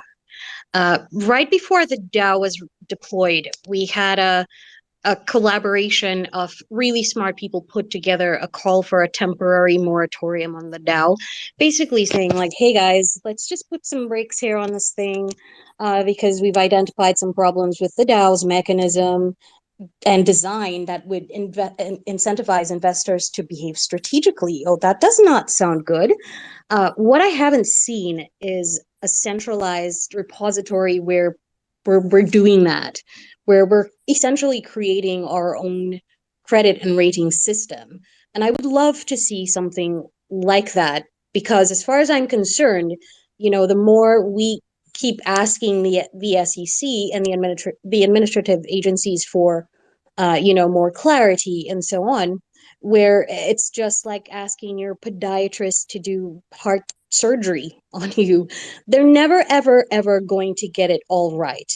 There are too many agendas to account for in there, and there are too many real strategic and beneficial reasons for them to assess civil money penalties and all of that good stuff, disgorgements, and it makes them look as if they're doing their job, and that's what they're ostensibly trying to do, except it just doesn't go the way that we often anticipate.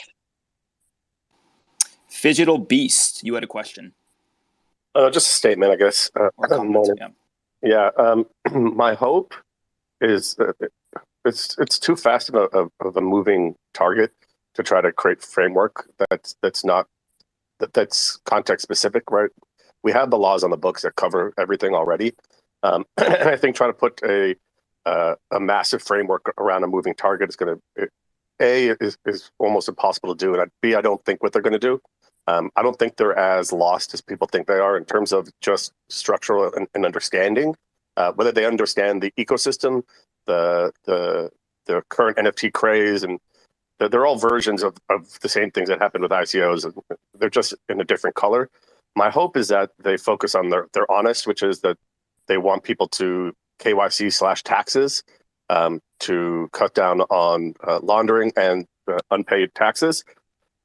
And I hope that they do that in an inviting way, in a positive way, to encourage the community to do so. Because at the end of the day, this is not about hating the government, and it shouldn't be about hiding funds. And I do hope that they regulate bad actors first. So anybody that large companies that incorporated offshore, when they're launching a token, you can infer what you want there, but knowingly avoiding the law by implementing skirting tactics, whether it be foundations, offshore entities and stuff like that. And I think if we do both of those at a high level, we can get to some sort of functional normalcy, but time will tell. So I feel like I should have probably blocked out 2 hours for this, but we are heading towards the end. I started out with bringing up MiCA and kind of the regulatory proactivity that the lawmakers in Europe are taking, but I did want to bring it over to the US. And obviously a lot of the panelists that are still on here have not lived in the US, have experience working here. And the honest truth is we're lagging behind, especially with respect to the resources that we have available to us. The current regulatory state in the US is to crack down on this industry when they don't really understand, or at least seemingly don't understand it well enough at all, right? So at what point, I mean, this is already happening, but at what point do companies and inventors pack their bags and leave? I mean, you see the leapfrog effect happening in places like Dubai that is welcoming innovation with open arms. But at what point, I mean, when you have, say what you want about Gary Gensler, the public opinion, or at least in my circle, the opinion of him seems to be that he's trying to paint this stuff with a arbitrary, nuanced regulatory brush. It doesn't really fit. I would love to hear your professional opinions on this and maybe some closing statements on what the U.S. needs to do to not fall behind anymore. Again, over the last 200 years, so much innovation has come out of this country, and it seems like we are starting to get comfortable. Well, can I address that? Yeah, certainly. All right. Well, hello, everyone. So I've been listening. This has been a great spaces, by the way. So thank you for inviting me, Andrew. And a lot of great points. So I'm going to be a coward right now in answering your question by pointing out maybe what's obvious, but that we have to really pay attention to, because it's a pain point for regulators. It's a pain point for industry and for all the stakeholders. And that is, everyone's going to have a different view and a different policy risk benefit based upon their perspective. And we're not just dealing with the United States, because this is all intertwined. I mean, that's why the Financial Action Task Force of the G20 promulgated general rules and left it up to the various nations to implement. So what happens in the United States will have a tremendous impact on what happens abroad. But here are some of the I'll just give some simple examples of the types of issues that we have to deal with. I think most people would prefer to protect people who are in rogue jurisdictions to make a living, to be able to sell NFTs into the United States and get crypto in return, and to have a large degree of privacy so they're not targeted. But if those folks start making mistakes or doing things that are deceptive, how do we go about protecting the consumers in the United States or in other places from fraud? We both like privacy for the people in the rogue jurisdictions, but we also want to be able to pierce that privacy if folks act bad for consumer protection. It's a dual-use technology. It could be used for good and bad things, tokens and NFTs. And so depending upon where you're located and what your interests are, you're going to have a different point of view. So there can't really be one size fits all. Even the United States, the vast majority of folks, when they want to buy things, would prefer the benefits of a credit card and the anti-fraud uses of that. Folks in other jurisdictions where they don't have great access to banking and credit cards won't like that as much. And so it's an extremely difficult regulatory challenge because of the international nature of it, because of the dual use technology, and because it transcends just technology and a hash trade on the blockchain. It goes all the way into national security. So that is my cowardly way of basically saying I throw my hands up in the air, and I can promise you, if you give me the nation, the folks involved, their interests, I could argue both sides of it. Jesse. Yeah, I mean, I think, maybe this is a case. I'm coming full circle to being pro-regulation by enforcement in the interim, because again, the more you add prescriptive laws like the EU data policies, I think ended up really restricting the ability for European entrepreneurs to innovate in Web 2. I mean, I do think, probably disclosures and carve-outs for a certain, level of whatever it is, dollar amount. Like, I think it would be fine to say, listen, anything that's a non-fungible token, you can raise on a non-fungible token up to $10 million. Do whatever you want. Once you get to that level, you need to fill out some forms. And unfortunately, you're going to have to, you're going to have to be doxxed if you want to continue to raise money, without whatever accountability. But yes, I would be from but at a higher level for I think coins are much harder, but maybe you do something similar, or you have some sort of paper or outline about levels of decentralization and best practices, and then obviously sort of some consumer protection, at least advice, definitely not shying away or disencouraging people from using it, and basically saying here's the best wallet practice, here's what you should do. Even if they say like you should use Coinbase, like to me that's fine. Like you might not love Coinbase, but like at least there's a 1-800 number. And so I think, or maybe there isn't, but you know what I mean? There's an email you can get at. And so, yeah, I think even though as much as people want black and white rules, I think they should resist prescriptive regulations. I mean, the lesson of there's just so many dangers to the individual that I think, it's funny that we brought up earlier the SEC and all these regulations came about because people had money in their mattresses, and then we're basically back to that. Like the lesson of people, we used to basically laugh at that. And when that was the lesson in junior high school, when you learned it about people putting money in their mattresses because they couldn't trust banks. The lesson of that wasn't not your mattress, not your money. Right. And now we're back to that. We're basically back to putting money in our mattresses. But they're just on a freaking, little USB looking thing. And it's just not fair for grandma to get interested in Bitcoin because it is amazing and it's centralist money. And then, she has a stroke and you lose $500,000. And so again, I would guess same thing. It probably echoes what some people have said, encourage the consumer protection aspect and try to not be too prescriptive too fast. So I do think that the future of mainstream crypto investing is going to be through more centralized vehicles. Shout out Shrimpy, not financial advice. Question for Ira, Jesse, and whoever. Oh, sorry, Carlos, I see your hand up, and I will get to you in one sec. But so an example is the SEC consistently refuses to approve products that other G20 nations have approved. ETFs being like the reason crypto is risky is because obviously some coins are more volatile than others, and they have repeatedly rejected the option of U.S. citizens to diversify an ETF. Now, correct me if I'm wrong, but Canada has gone ahead and done that. Singapore, Germany. So, what are your thoughts on why we, again, lag behind other countries when we technically have more resources available to us? Let's go with I see Joe. Was it Carlos and then Joe? Joe, go ahead. I had another point to make, but let's just great question. Go ahead, Joseph.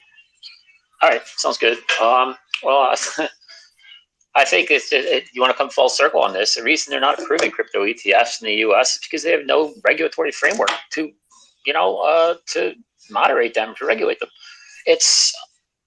We've had legitimate crypto, ETFs for years that have been proposed by the Winklevoss and other major outlets. I mean, Coinbase has promoted some ETFs. We've had T0. We've had some other ones as well that have proposed legitimate crypto ETFs for top 3 or 4 tokens that should be approved. Obviously, they're stable enough. I mean, if people know the risks for getting into them, it could be a 5 or 10% up or down day. I mean, there could be more than that. People know the risks. They're not stupid at this point. And even if you do it for just accredited investors to start, which is kind of what the what the SEC has proposed in some form or some fashion to kind of pretend to mitigate the risk. I mean, we know that's really just to get more regulatory control over it. But either way, we do lag behind the rest of the world in this, and there have been many regions and jurisdictions that have allowed crypto ETFs, and they've been quite successful. Now, will they be coming shortly? Yes, they have started to in the U.S. There were a couple that were approved, or at least I guess what's the word? I forget. Probationally approved. Thank you. I think we're going to see them in the next couple of years finally, because there's no reason not to at this point. But until there's a clearer framework around it, it's hard to approve it, especially when the U.S. consumes, in terms of a global scale, so much of the crypto market. But is it good for our growth? Is it good for our technological advancement? No, of course not. When we do these things, we're limiting ourselves or limiting another revenue stream.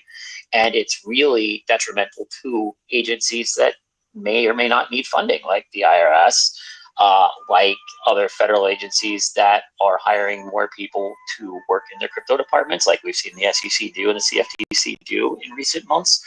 And it's like this tail wagging the dog sort of thing. But until we do approve them and we see how they work, it's all hypothetical, right? So, I mean, I think the prudent thing to do would be to approve a couple of them that are being monitored by billionaires that have funds to back them in case of something happening, that people would be compensated for the money they put in or recompensed, and go from there. But that's just my view on it. Carlos. Yeah, I was just gonna kind of give some closing thoughts.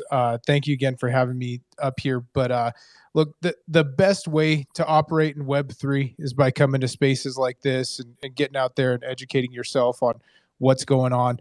Right now, we're in a really big gray area for a lot of different, I guess what I'd call traditional legal practice areas. But get with people that know what they're talking about. Listen to the speakers. Do your own research on the speakers, by the way. I think that's a really important point that we kind of gloss over, including myself. Just make sure you're getting your information from good sources. Stay out there, or stay safe out there in Web3, and keep building, guys. Like, despite everything we've talked about up here, the ambiguous regulation, all that stuff, like, God, just keep building. All right. Keep innovating. Get with the people that know what they're talking about. And I'm sure, I guess this is kind of like obligatory. I should say it up here. We're still early. Wag me, all that other stuff that we usually say. But it's been great being up here. Thank you so much. And I hope to continue the conversation many, many more times over the next months and years. And it's been great. Thanks, guys. Thank you, Carlos. And go ahead, Ira. I want to riff on what Carlos said, which are all great words, and just say this. We have regulations that are going on right now. And I guess if I had to say something in closing after listening to everyone, if you don't think or the project is a security, I could promise you there's a good chance the FTC will have jurisdiction over deceptive statements made on the Web 2 layer, the advertising of it, endorsements that don't have integrity or disclosures. So distilled to its essence, I guess the kind of simplistic word for this is just be honest. If you're honest, you'll be better off with the FTC. If you happen to have a foot fault and it's a security, you'll be better off with the SEC. Very rarely are there bad outcomes to people doing foot faults when they're honest.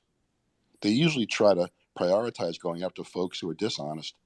So in this kind of nascent stage with a lot of ambiguity, Just be honest and avoid crazy roadmaps or roadmaps at all if you can, and just saying dishonest things to induce people to buy something that happens to be related to a hash of a token on the blockchain.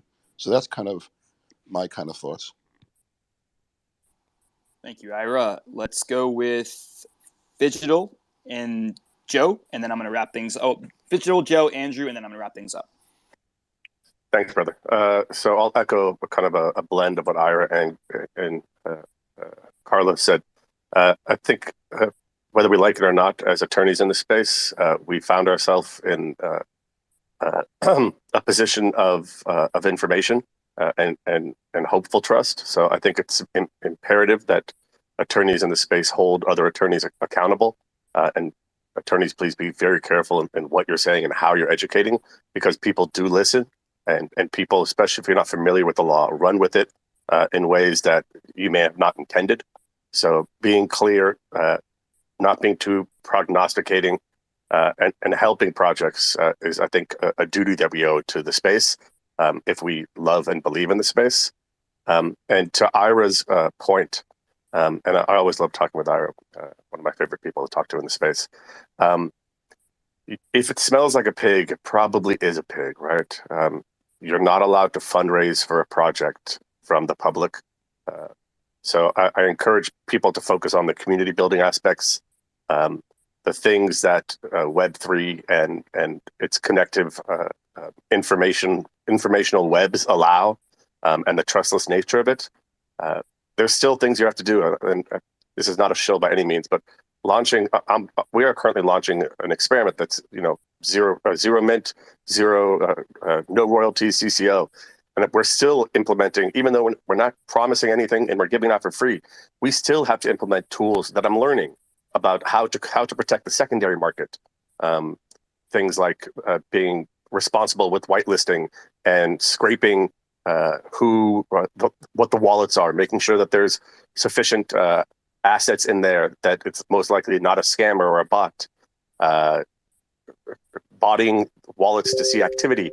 So there's layers upon layers that, at the end of the day, try to do your best. And again, like Ira said, I think at the end of the day, those who try to do their best, like not incorporating out of the country and not creating a separate entity to launch a token separate, next to it, and just all these things that you can do to help.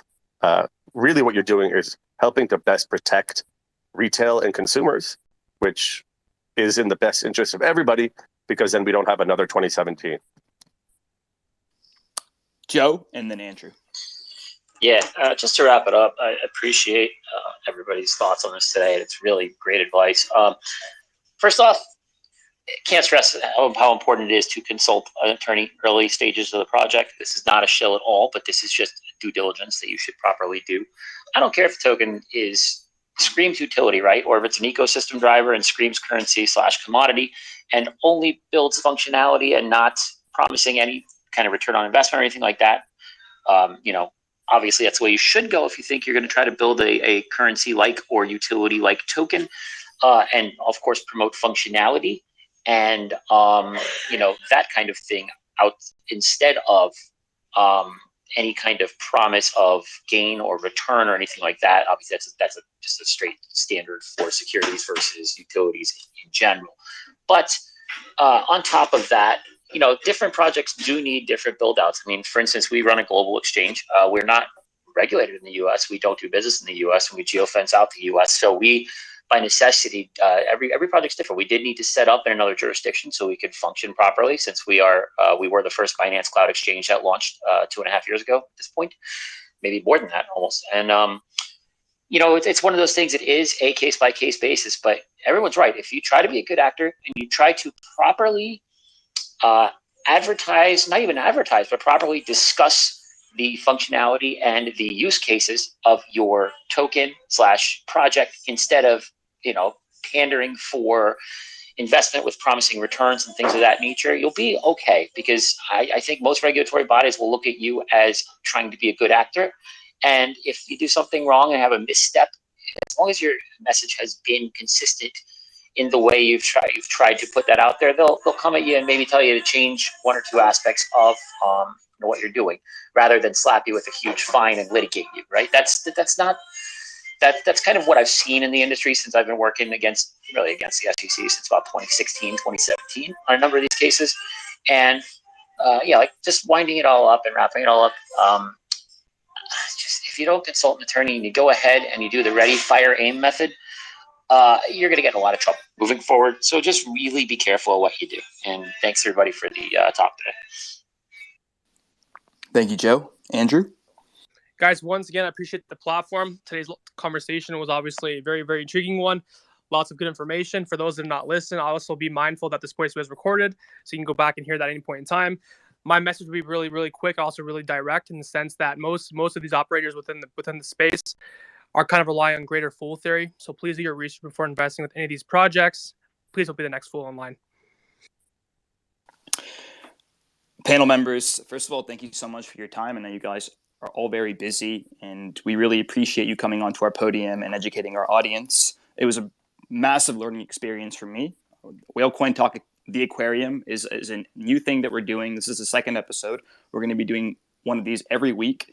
So if you are interested in coming back on, send me a DM. I'm always happy to have any and all of you join our podium, join our platform, and educate our audience. As Andrew mentioned, in the middle of the AMA, or in the middle of the conversation, and as I mentioned at the end of every conversation, Whale Coin Talk is an educational channel. We give no investment advice. Nothing you hear on this podium should be taken as investment advice. So do your own due diligence and research and invest in projects that you believe in, but only invest what you're willing to lose.